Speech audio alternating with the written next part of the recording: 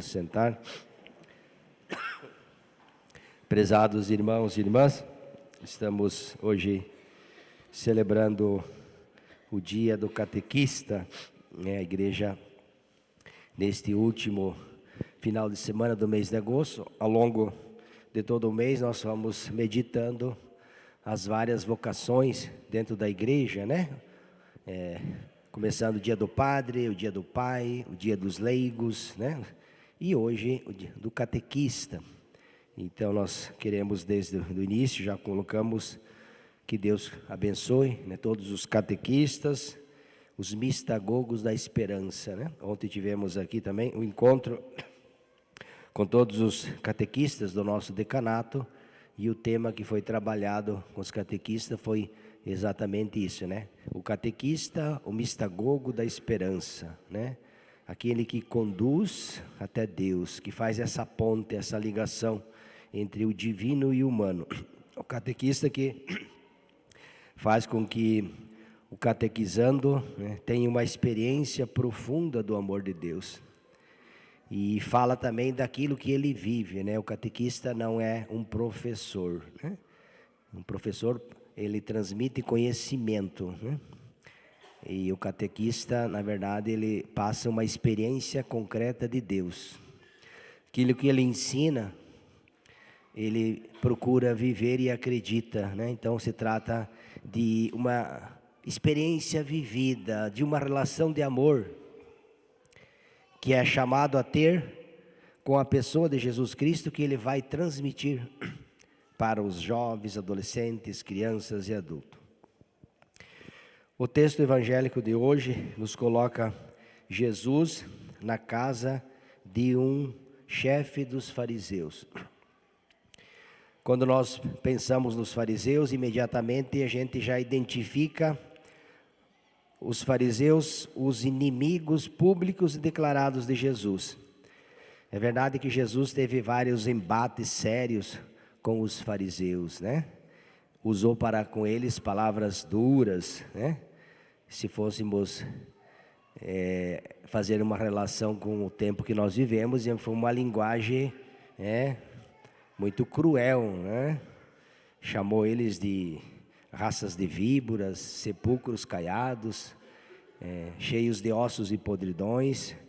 Jesus foi duro, bastante duro, com os mestres da lei e os fariseus, porque eles tinham toda uma mentalidade errada, né?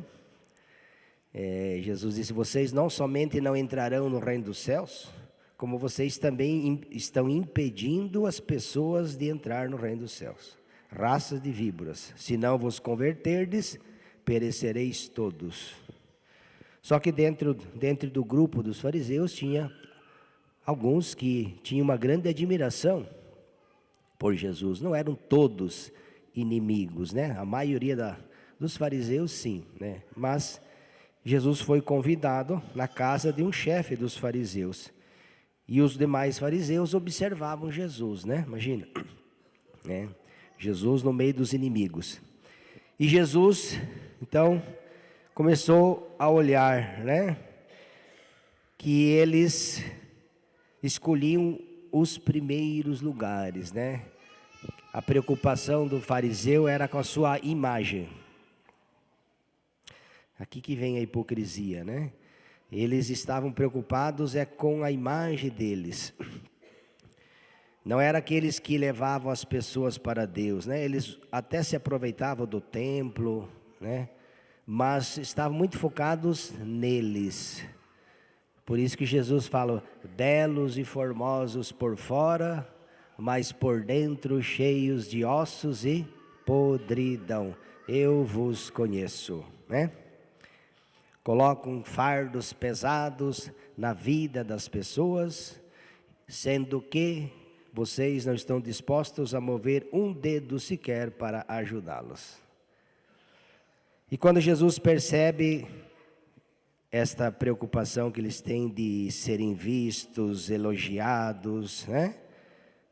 Lembra quando Jesus, as praças públicas, eles colocam faixa nos corpos, desfiguram o corpo para as pessoas verem que eles estão jejuando, que eles são melhores do que os outros, quando na verdade é o contrário. Aqui está a hipocrisia, né? Perante o povo se apresentava de uma forma, mas aí Jesus conta essa parábola, né?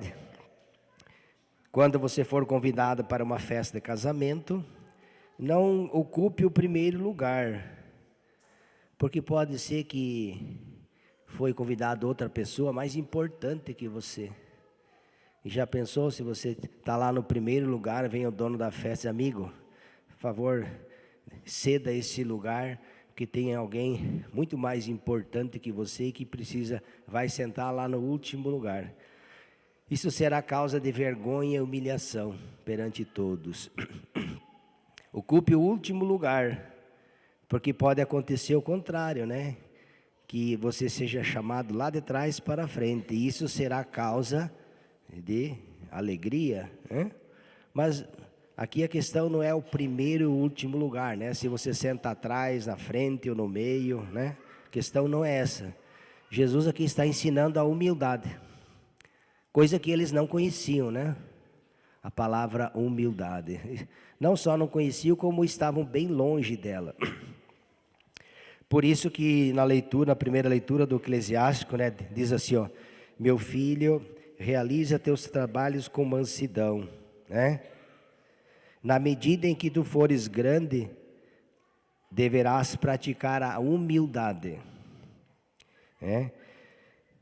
Pois é aos humildes que Deus revela seus mistérios, né? E é nos humildes que Deus é glorificado.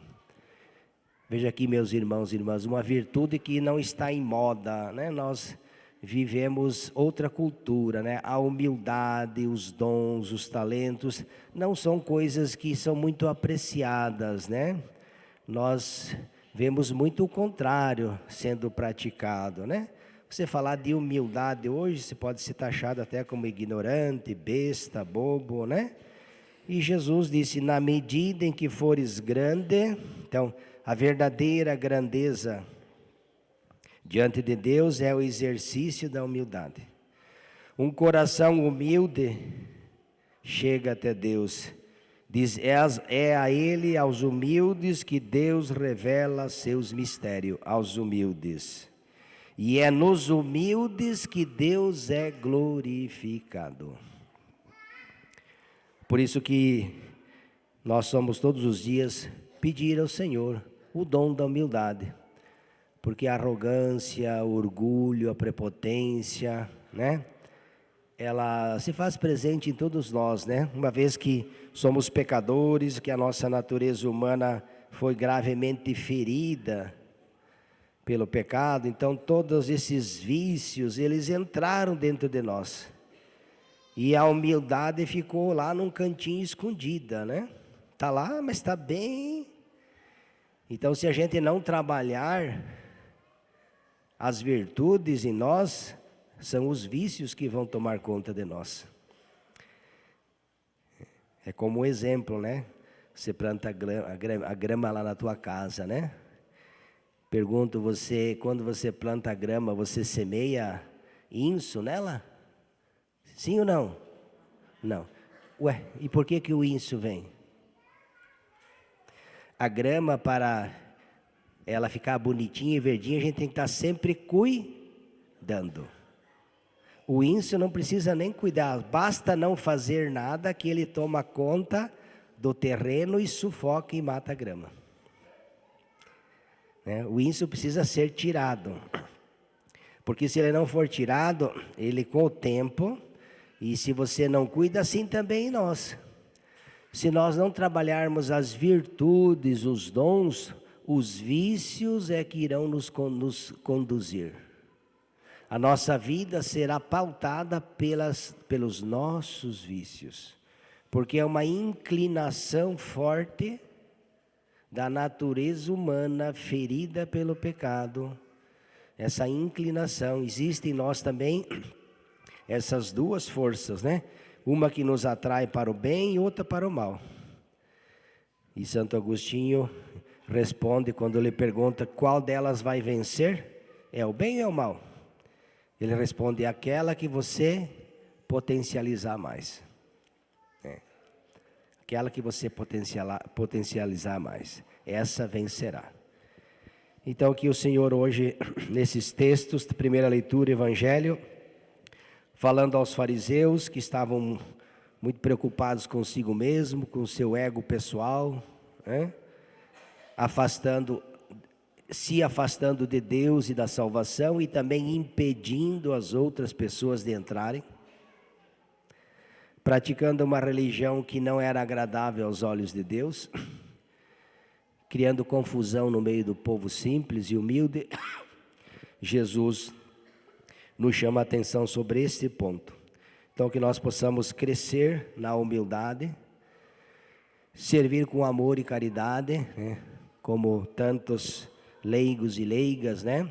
Hoje é o dia do catequista, mas além dos catequistas, nós temos riquezas de ministérios e dons na igreja, né? Tantas pessoas, homens e mulheres, crianças, adolescentes, né? Que se colocam a serviço de Deus. Então, que o exercício da atividade missionária na igreja seja feito com humildade. Aquilo que São João Batista muito bem entendeu, né? Quando percebeu que estava prestes a ser aclamado o Messias, poderia ter se enchido de orgulho e vaidade, né? Todo mundo apontava para São João Batista, dizendo: ele é o Messias, ele é o cara, na linguagem de hoje. E o que o João Batista falou? Sim, sou eu, ó. Foi isso que ele fez? Não é a mim que vocês devem procurar. Ide, por isso o dedinho apontado para cima, não sou eu, é ele. Ide a ele. Ele é ele é o libertador, ele é o Cordeiro de Deus que tira o pecado do mundo, ele que vos libertará. Eu sou apenas uma voz que clama no deserto. Uma voz que clama no deserto. Preparai os caminhos do Senhor. Então, meus irmãos e irmãs, que nós sejamos esta voz neste mundo tão carente de Deus, e com tantos problemas, dificuldades que nós enfrentamos, né? Pensamos que nós possamos ser essa ponte e essa luz, esse sinal e essa presença do amor de Deus na vida dos nossos irmãos e irmãs. Louvado seja nosso Senhor.